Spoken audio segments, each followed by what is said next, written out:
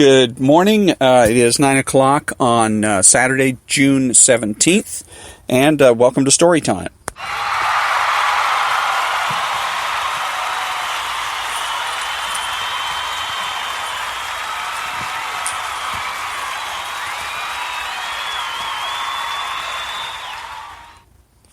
Okay, so we're in the middle of the 48 Laws of Power, and today is Law 10.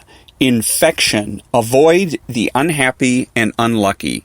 You can die from someone else's misery. Emotional status or states are as infectious as diseases. You may feel you are helping the drowning man, but you are only precipitating your own disaster. The unfortunate sometimes draw misfortune on themselves. They will also draw it on you. Associate with the happy and fortunate instead. Those misfortunates among us who have been brought down by circumstances beyond their control deserve all the help and sympathy we can give them. But there are others who are not born to misfortune or unhappiness, but who draw it upon themselves by their destructive actions and unsettling effect on others.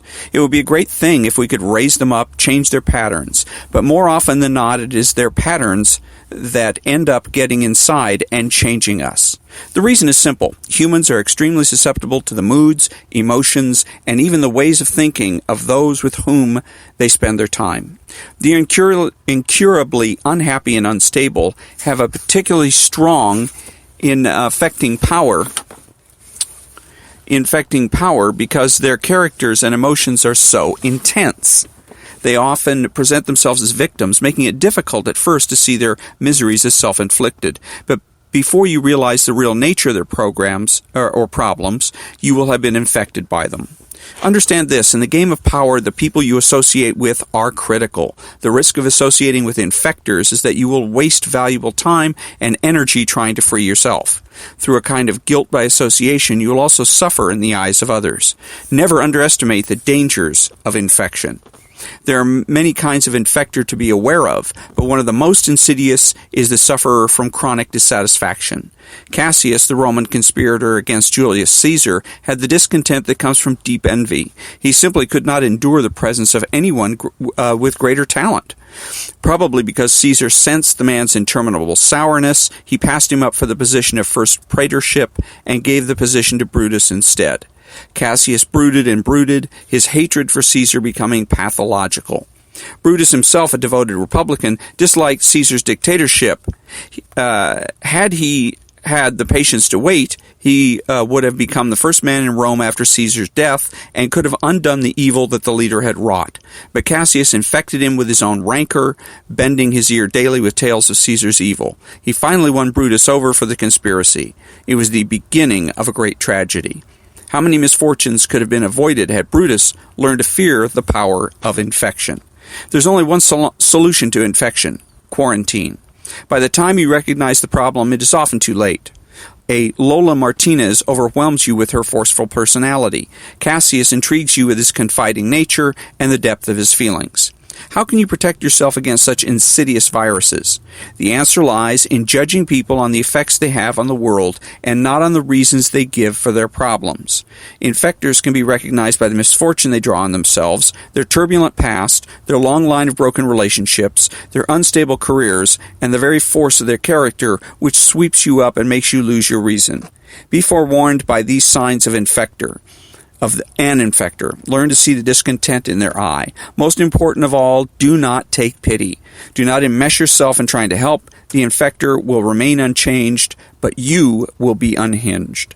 The other side of infection is equally valid and perhaps more readily understood. There are people who attract happiness to themselves by their good cheer, natural buoyancy, and intelligence.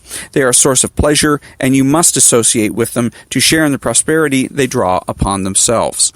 This applies to more than good cheer and success. All positive qualities can infect us. Talleyrand had many strange and intimidating traits, but most agreed that he surpassed all Frenchmen in graciousness, aristocratic charm, and wit. Indeed, he came from one of the oldest noble families in the country, and despite his belief in democracy and the French Republic, he retained his courtly manners. His contemporary, Napoleon, was in many ways the opposite. A peasant from Corsica, taciturn and ungracious, even violent. There was no one Napoleon admired more than Talleyrand. He envied his minister's way with people, his wit, and his ability to charm women, and as best he could, he kept Talleyrand around him, hoping to soak up the culture he lacked. There is no doubt that Napoleon changed as his rule continued. Many of the rough edges were smoothed by his constant association with Talleyrand. Use the positive side of this emotional osmosis to advantage. If, for example, you are miserly by nature, you will never go beyond a certain limit. Only generous souls attain greatness. Associate with the generous, then, and they will infect you, opening up everything that is tight and restricted in you. If you are gloomy, gravitate to the cheerful. If you are prone to isolation, force yourself to befriend the gregarious. Never associate with those who share your defects. They will reinforce everything that holds you back. Only create associations with positive affinities. Make this a rule of life, and you will benefit more than from all the therapy in the world.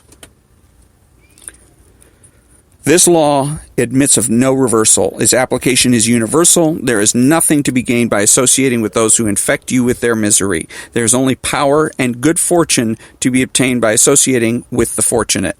Ignore this law at your peril. And that's the end of Chapter 10, Law 10. And to stay away from the infected, the people that are chronically unhappy, avoid the unhappy and the unlucky.